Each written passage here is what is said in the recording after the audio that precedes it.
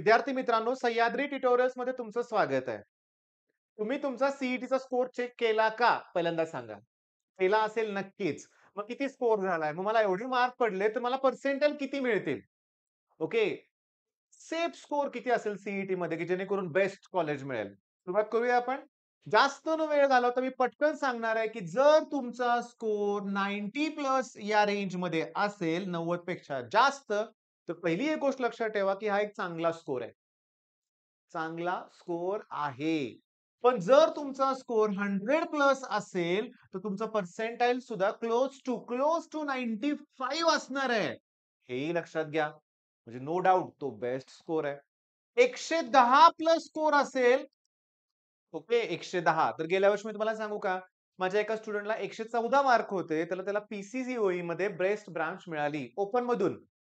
मग याचा अर्थ पर्सेंटाइल जवळ-जवळ 98 कडे जात आहे. आणि जर तुमचा स्कोर 120 असेल, तरी 98च पर्सेंटाइल हे डोक्यात ठेवा. ओके.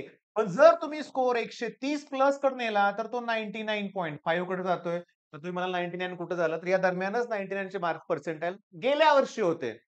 बरं, मग यावर्षी काय असेल वेगळं आणखीन? असंच असणार आहे. चला ऑफलाईनमध्ये असं एक इमॅजिन करा, की माझ्याकडे 100 प्लस स्टुडंट होते. ओके, समजून घ्या बरं का. मी एक फॉर एक्झाम्पल देतोय. मग एव्हरेज मला माहिती आहे कुठला स्टुडंट बेस्ट आहे, कुठला किती अभ्यास करतोय, कुणी किती प्रयत्न केलेत, रिकॉलिंग कॅपॅसिटी किती आहे, आन्सर्स परत कसे छान येतायत. याच्यावरून माझा एक अंदाज नेहमी असतो, की हा स्कोर हा टॉपरचा स्कोर आहे. 120 प्लस म्हणजे कोणाचंही काम नाहीये. एकदम एक्स्ट्राऑर्डिनरी स्टुडंट आहे, तर 120 प्लस. अरे पण एक्स्ट्राऑर्डिनरी स्टुडंट नाराज आहे 120 प्लस पडल्यामुळं. मुलं नाराज आहेत. सर 121 पडले, 22 पडले, कमी वाटतायत.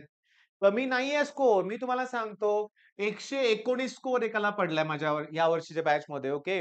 नाराज नाहीये बिलकुल. त्याला मी अगोदरच सांगितलंय, की बेस्ट स्कोर आहे. चांगलं पर्सेंटाइल हे मिळणारच आहे. बरं. आता होतं काय बघा लक्षात घ्या, की चला ठीक आहे. आणखीन एक काय करायचं आहे, की तुम्ही तुमची ते रिस्पॉन्स शीट किंवा काय म्हणतात त्याला तुम्हाला मिळाली असेल, बरोबर आहे. त्याचे फोटो काढले का? किंवा त्याची पी बनवली का? नसेल तर पहिल्यांदा बनवा. 2-3 दिवसानंतर तुम्हाला ते परत बघायला मिळणार नाहीयेत. कारण लास्ट इयर काही मुलांचा इश्यू झाला होता. सीईटी पर्सेंटाइल कमी आलं. मग मला भेटायला मुलं यायची. मी त्यांना विचारायचो, "मग तुम्ही स्कोर काउंट केला होता का?" "नाही." "मग काय करू शकणार आहे?" "काहीच करू शकत नाहीये."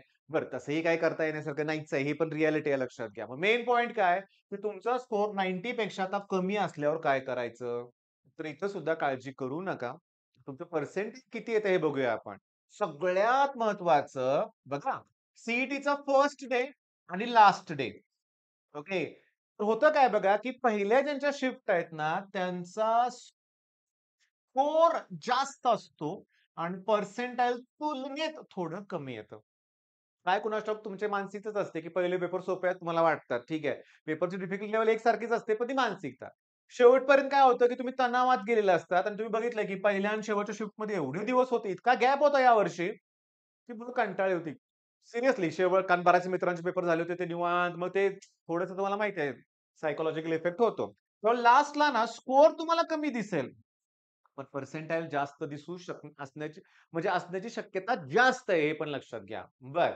मग आता ह्या 3 दिवसात काय करायचं आहे? तर एक सांगू का तुम्हाला मी? आता मला आठवत नाही बरं का कुठल्या शिफ्टचा तो पेपर आहे. माझा एक स्टुडंट आहे ऑनलाईन त्याला 164 स्कोर आहे. ओके. आणि त्यानं मला मॅथ्सचा प्रश्न पाठवलाय. तर 2 अँसर्स करेक्ट आहेत. मग मी माझ्या मुलानं आमच्या फॅकल्टीजनं पण सोडवले प्रश्न. 2 उत्तरं तर येत आहेत. याचा अर्थ याच्या अजून 2 मार्क नक्की वाढणार आहेत. ओके. कोणती शिफ्ट मला आठवत नाही. ठीक आहे. पण मी तुम्हाला सांगतो फंक्शन मधला क्वेश्चन होता. एफ ऑफ 2 ची व्हॅल्यू दिली होती समथिंग काहीतरी आणि असं काय एफ ऑफ 2 ची व्हॅल्यू काढायची होती. जी ऑफ एफ काहीतरी दिलं होतं. माझ्याकडे क्वेश्चन नाही येतो तो आता. पण मेन पॉइंट काय आहे, की तुमचे पण मार्क वाढू शकतायत ना. ही गोष्ट लक्षात घ्या. त्यामुळे प्रत्येक प्रश्न तुमचा जो चुकीचा दिलाय तुम्हाला, तो जरा बघा खरोखर चुकलाय का? आणि एक गोष्ट कळाली का तुम्हाला? प्रश्न सोपे होते. तुम्ही सिली मिस्टेक केल्या. तुम्हाला ते येत होतं. मग का नाही आलं? तुम्ही तणावात होता. तुम्ही घाबरला. तुम्ही स्वतःहून भीती क्रिएट केली होती. त्यामुळं काही जणांचा स्कोर 10-15 मार्कांनी कमी आलाय. हां, जेवढा एक्स्पेक्टेड होता तेवढा नाही आला, त्यापेक्षा कमी आलाय. या उलट जे स्टुडंट खंबीरपणे पेपरला गेले ना, त्यांचा स्कोर नक्कीच चांगला आलेला आहे लक्षात घ्या. मग आता या व्हिडिओत मला काय सांगायचं होतं, की आता स्कोर कळालेला आहे. त्यात काही फार चेंजेस होणार नाहीये. थोडेफार चेंजेस नक्की होतील. काही ऑब्जेक्शन्स तुम्ही राईज केले तर. पण त्याच्यानंतर पर्सेंटाइल, मग त्यानंतर तुम्हाला रजिस्ट्रेशन करायचंय. ओके. रजिस्ट्रेशन केल्यानंतर तुम्हाला सांगू का लक्षात घ्या, स्टेट मेरिट नंबर मिळेल. अरे मेरिट नंबर 4-5 मिळतात. युनिव्हर्सिटी मधला मिळतो. युनिव्हर्सिटी मधला कॅटेगरीचा नंबर वेगळा असतो आणखीन. Okay. State merit number, state category number असे वेगवेगळे नंबर असतात. 4-5 नंबर असतील तुमच्या लक्षात घ्या. किंवा ते जे असेल तर तो कुठला वेगळा नंबर असेल. पण महत्वाचा स्टेट मेरिट नंबर हे नंतरच आहे. त्यावेळेस मी नक्की सांगणार आहे तुम्हाला आणखीन. मग तो जर 1000 पेक्षा कमी असेल, तर तुम्हाला बेस्ट कॉलेज मिळालंच असं कन्सिडर करून घ्यायला काही हरकत नाहीये. पण काय झालंय, इंजिनिअरिंग फील्डच डिस्टर्ब केलंय. कोणी? सी-एसनं.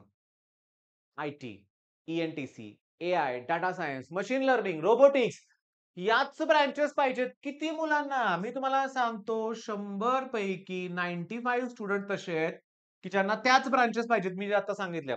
फक्त 5च मुलं अशी आहेत, की जे सिव्हिल घ्यायला उत्सुक आहेत. तेही कसे? आम्हाला बेस्ट कॉलेज मिळालं तर, नाहीतर राहू दे. मी असेही स्टुडंट बघितलेत, की 93-94 पर्सेंटाइल मिळालेत. ओके, सी-एस मिळू शकलं असतं टियर 2, टियर 3 कॉलेजला. नाही, पण आम्हाला सी पाहिजे. मग आम्ही मेटलर्जी घेतो तिथं. ओके. आणखीन प्रोडक्शनचं नाव तिथं काहीतरी मॅन्युफॅक्चरिंग असं ब्रँचचं नाव आहे. ते घेतो आम्ही. नाही, तसं नका करू. तुमची ब्रांच, तुमची आवड थोडीफार तरी असली पाहिजे त्या ब्रांचमध्ये. नाहीतर 4 वर्ष नाही आयुष्य काढायचंय. पुन्हा 4 वर्षांनी वेगळं फील्ड शोधावं लागेल. ओके. आणि असंही मी तुम्हाला सांगतो, पॅकेजेस जे मिळतायत मोठ्या-मोठ्या कॉलेजेसमध्ये, त्यात सगळ्याच ब्रांचमधली मुलं आहेत आणि सगळे सिव्हिलवाले, इलेक्ट्रिकल, मेकॅनिकलवाले पुन्हा शिफ्ट इकडंच होत आहेत. ती पण वस्तुस्थिती आहे, कारण पॅकेजेस मिळतायत सीएसमध्ये मोठे. ही पण मोठी गोष्ट आहे ना. तर मी मगाशी बोललो तेच वाक्य परत सांगतो. डिस्टर्ब केलं engineering field. Actually engineering, civil engineering, mechanical, electrical ह्या बेस्ट मेन ब्रांचेस आहेत. पण तिकडे जायला मुलं तयार नाहीयेत. मग ही अपॉर्च्युनिटी आहे. तुम्हाला सिव्हिल इंजिनिअरिंग करायचंय ना, बेस्ट कॉलेज मिळेल. मग यासाठी गरज काय आहे? काउन्सिलिंग. ओके. यश आराधे आणि समीर शेख ही 2 नावं मी गॅरंटीनं घेऊ शकतो, की जे काउन्सिलिंग चांगलं प्रोव्हाईड करतील. ओके. मग तुम्ही त्यांच्या चॅनलला सबस्क्राईब केलं नसेल तर नक्की करा.